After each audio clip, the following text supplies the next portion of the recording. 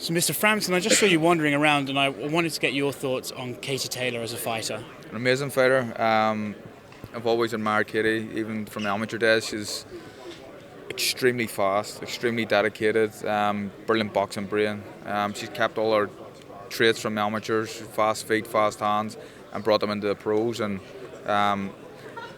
maybe a little bit of my ignorance, I'm not too sure of the opponent, even though she's a world champion. But I expect Katie to win, and I haven't seen the opponent. But that's always the same. You just expect Katie Taylor to win fights. Any fight she takes part in, you expect her to win, and it's no different this time. Do you think, interesting enough, I have to say I'm ignorant to the opponent as well, but do you think to the casual audience having a woman like Katie who owns all the titles is better to raise women's boxing because then there's like one figure they can all focus on and follow her success? Yeah, potentially, but Katie's been doing that from the amateurs. I think it's probably completely down to Katie Taylor that women's boxing is even an Olympic sport. And she has to take a lot of credit for that, maybe all the credit for that. But Katie's a superstar in Ireland, and I think that winning this title and becoming undisputed champion at lightweight and owning the Ring magazine belt as well, inside 15 fights, potentially make her a worldwide superstar. And in my opinion, she should be already. She's an amazing girl and can fight like hell.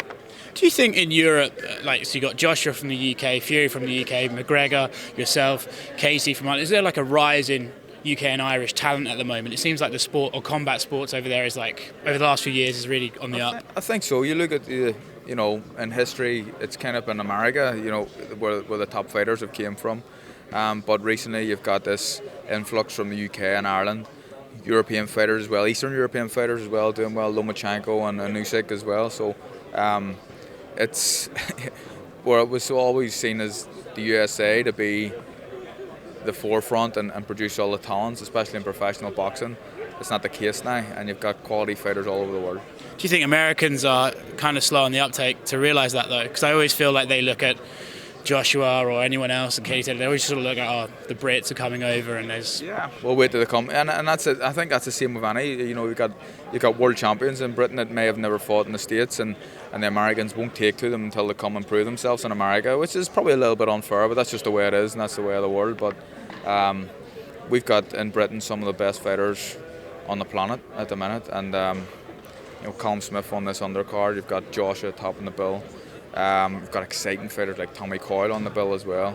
But British boxing is in a very good place at the minute. Thanks very much.